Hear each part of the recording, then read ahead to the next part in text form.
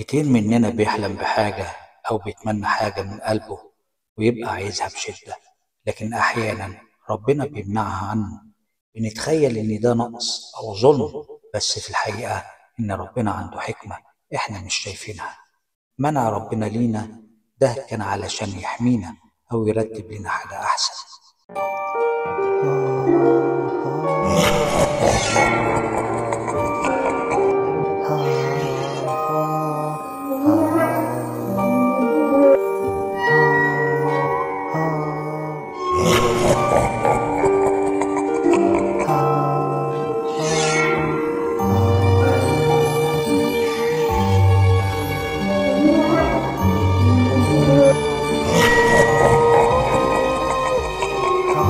السلام عليكم، يا رب تكونوا بخير.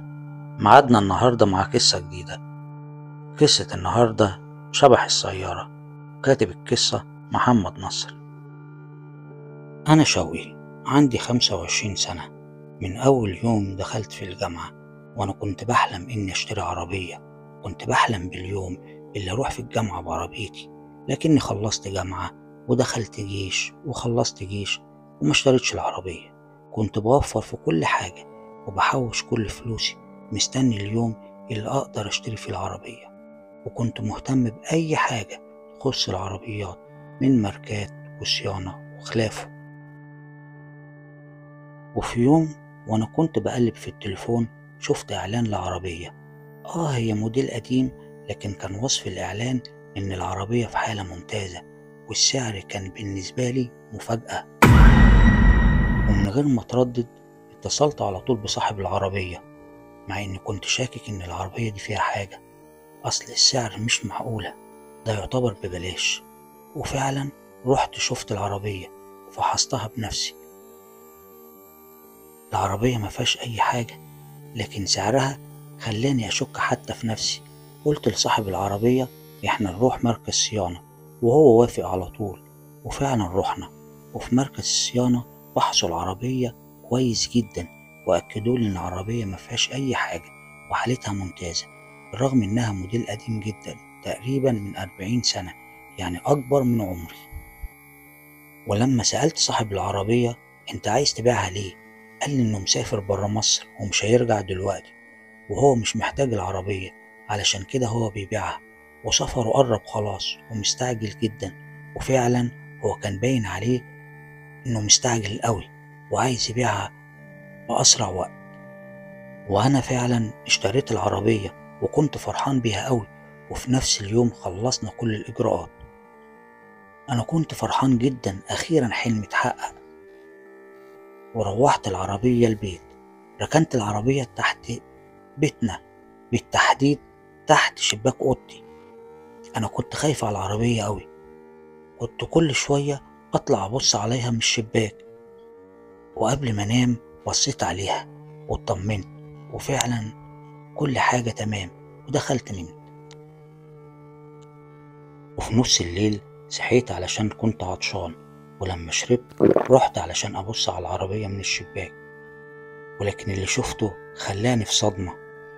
شفت شباك العربية مفتوح، وفي واحد قاعد على الكرسي ومطلع ايده بره ساند على الشباك. انا اتجننت، جريت بسرعة فتحت باب الشقة، جريت على السلالم، كنت بنط درجات السلالم بالخمس ست درجات. وصلت العربية في ثواني، لكن المفاجأة العربية كلها مقفلة، الشبابيك كلها مقفلة، ومفيش حد جوه العربية. حاولت افتح باب العربية، انا طبعا معيش مفاتيح، لكن البيبان كلها مقفلة. أكيد أنا كان بيتهيألي، أصل مش معقولة الشخص اللي كان قاعد جوه لحق يطلع من العربية ويقفل كل الشبابيك ويختفي فجأة كده. أكيد ده حصل من كتر خوفي وقلقي على العربية، أنا أكيد بيتهيألي. وفعلا طلعت كملت نومي. تاني يوم الصبح صحيت علشان أروح شغلي، وكان أجمل يوم بالنسبة لي. أنا رايح شغلي بعربيتي الجديدة، بحلمي، أخيرا حلمي اتحقق. وفعلا رحت الشغل وكل زمايلي باركولي، وكنت فرحان جدا ومفيش أي حاجة غريبة حصلت. لكن في تاني ليلة وأنا ببص على العربية من الشباك شفت نفس الشخص جوه العربية قاعد نفس القعدة. أنا زعقت بأعلى صوتي: مين اللي قاعد في عربيتي تحت ده؟ أنت رد عليا. وأمي دخلت عليا وأنا بزعق وبتسألني: أنت بتزعق ليه كده؟ إيه اللي حصل؟ ويا دوب لفيت علشان أقول لها: تعالي بصي مين اللي قاعد في العربية. ولما بصيت تاني ما شفتش حاجة في العربية زي ما هي. وأمي بصت وقالت: يا ابني مفيش أي حاجة، أنت بتهيألك، العربية مقفلة. وأنا علشان أتأكد أكتر وأكتر نزلت بنفسي علشان أطمن، لكن فعلا العربية مقفولة مفيهاش أي حاجة. لكن الغريب إن الموضوع ده بدأ يتكرر معايا كل ليلة، لحد ما أقنعت نفسي إن ممكن إزاز العربية بيعكس أي حد في الشارع، فبيتهيألي إن هو قاعد جوه العربية. لكن كان جوايا سؤال ما بيفارقنيش: طب الشبابيك بتبقى مفتوحة ليه؟ في يوم خلصت شغلي وخارج من الشغل رايح أركب عربيتي، شفت واحد قاعد جوه العربية في الكرسي اللي قدامي جنبي. أنا متأكد إن أنا شايفه. جريت بسرعة على العربية، فتحت باب العربية بسرعة، والمفاجأة لقيت راجل كبير في السن قاعد في عربيتي. وقبل ما أقول أي حاجة بصلي وابتسم وسألني: عربيتك دي يا ابني؟ طبعا أنا رديت عليه بسرعة وقلت: عربيتي. أنت إيه اللي مقعدك هنا؟ أنت إزاي دخلت جوه؟ بصلي وقال لي: العربية كانت مفتوحة يا ابني، والأولاد في الشارع كانوا عايزين يخشوا يلعبوا فيها، وأنا يا ابني قلت أكيد صاحب العربية نسي يقفلها، وأنا قاعد موريش حاجة، دخلت وقعدت علشان أحافظ لك عليها، وأديك جيت أهو. شوف يا ابني عربيتك مش ناقصة أي حاجة. أنا بسرعة لفيت وفتحت الباب ودخلت قعدت مكاني. فتحت طابلو العربية وبصيت في حاجاتي اللي كنت شايلها في العربية. الحاجة زي ما هي، العربية زي ما هي، مش ناقصة أي حاجة.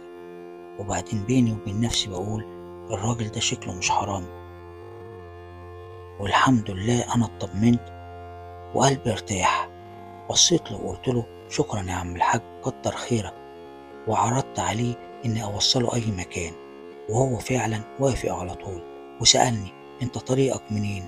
رديت عليه وقلت له: أنا طريقي من 6 أكتوبر طالع الكوبري. بصلي وقال لي: تمام يا ابني، أنت ممكن تنزلني على أول الكوبري. وفعلا وصلته لحد أول الكوبري وروحت البيت. وكالعادة كل شوية أروح أبص على العربية من الشباك، لكن الليلة دي مفيش أي حاجة حصلت، كانت كل حاجة تمام، مفيش أي حاجة غريبة. ولما نمت حلمت وشفت في المنام نفس الراجل اللي كان موجود في العربية جالي في المنام. بصلي وسألني: أنت مش عايز تعرف إيه حكايتي؟ أنا كنت في الحلم مستغرب أوي.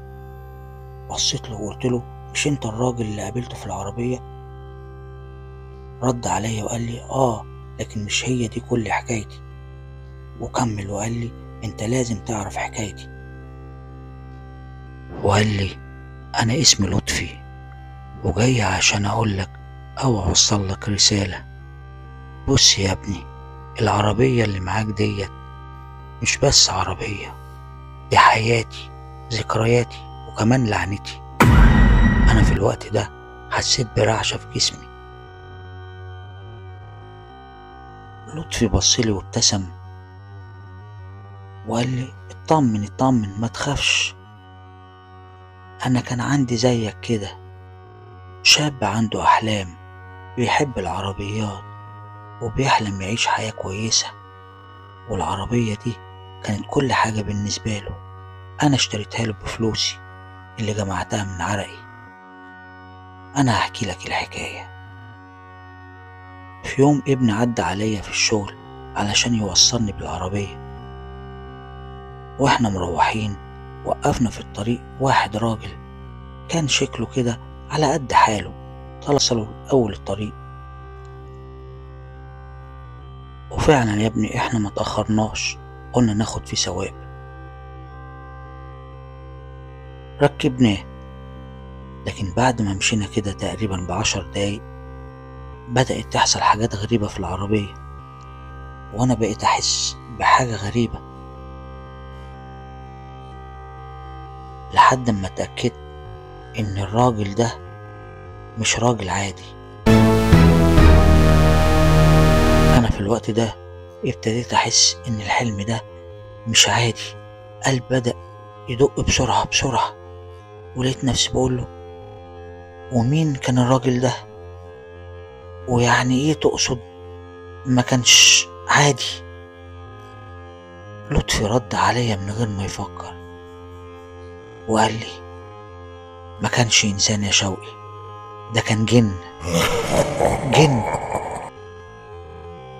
انا اتصدمت، ما بقتش عارف ارد عليه، وهو بدأ يكمل ويقول لي: الجن ده كان عايش في العربية، كان بيعتبرها بيته، ما كانش بيسمح لحد ياخدها منه. انا في الوقت ده اتخضيت، قلت له: انت تقصد ايه؟ ايه اللي انت بتقوله ده؟ يعني في العربية دي فيها جن؟ لطفي بصلي وهز راسه وقال لي: بالظبط كده، الجن ده هو اللي خلاني اموت انا وابني. مش انا وابني بس، ده اللي كان مشتري العربية قبلنا واللي اشترى العربية بعدنا، وكل واحد اشترى العربية دي او ساقها الدور بيبقى عليه. وفي اللحظة دي انا صحيت من النوم مفزوع، قلبي كان بيدق بسرعة بسرعة، وعرقي كان مغرقني، وكان جسمي كله مبلول. قعدت اقول لنفسي: ده حلم، ده حلم يا شوقي، اهدى، مفيش حاجة زي كده، اهدى، مفيش حاجة زي كده. بس في نفس الوقت حسيت ان في حاجة غلط. قمت من على السرير، رحت على الشباك ابص على العربية. العربية كانت زي ما هي، مقفولة تحت الشباك. ببص اكتر وادقق، والمفاجأة الشباك اللي جنب السواق كان مفتوح، مع اني متأكد اني قفلته قبل ما اطلع البيت. نزلت جري، وقلبي كان بيدق، وانا بقول لنفسي: اكيد انا بس اللي خايف بزيادة، اكيد خوفي وقلقي على العربية. وصلت للعربية، فتحت الباب وما لقيتش حاجة، بس كان في ريحة غريبة في العربية، ريحة دخان قديم او كان حاجة محروقة. قفلت العربية وطلعت البيت، بس ما قدرتش انام. فضلت افكر في كلام لطفي، هو كان بيحكي حلم ولا دي حقيقة؟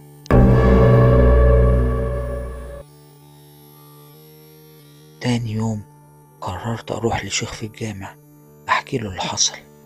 لما حكيت له بصلي وقال لي: يا ابني، العربية دي فيها حاجة مش طبيعية. الجن ممكن يتربط بحاجة زي العربية لو كان فيها ليه ذكرى قوية أو طاقة سلبية. لازم تتأكد من تاريخ العربية دي يا ابني. وأنا سألته: طب وأعمل إيه لو فعلا فيها جن؟ قال لي: الأول لازم تعرف إن كان فيها حاجة فعلا ولا لأ. جيب حد يقرأ لك قرآن في العربية، ولو حسيت بحاجة غريبة يبقى لازم تبيعها بسرعة.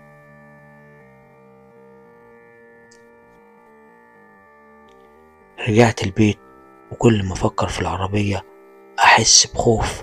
قررت أجيب واحد صاحبي يقرأ فيها قرآن، واحد صاحبي من اللي بيقرأ قرآن كويس وحافظ قرآن، وطلبت منه اللي هو يجي معايا. وفعلا دخلنا جوه العربية، وقعد يقرأ سورة البقرة. وأول ما بدأ يقرأ حسيت إن الجو بقى حر، وفي نفس الوقت جه هوا بارد فجأة. والعربية بدأت تتهز لوحدها. قلت له بس كفاية كده، أنا حاسس إن قلبي هيقف. صاحبي كمل قراية بس صوته بدأ يترعش. فجأة سمعنا صوت زي همهمة جاي من جوه العربية، زي لو في حد بيتكلم بصوت واطي. صاحبي وقف قرآن وبدأ يقول: شوقي، العربية دي فيها حاجة مش كويسة، احنا لازم نمشي دلوقتي. أنا فعلا كنت مرعوب وقلت له: لا، لازم نكمل، دي عربيتي، أنا مش هسيبها كده، كمل قراية.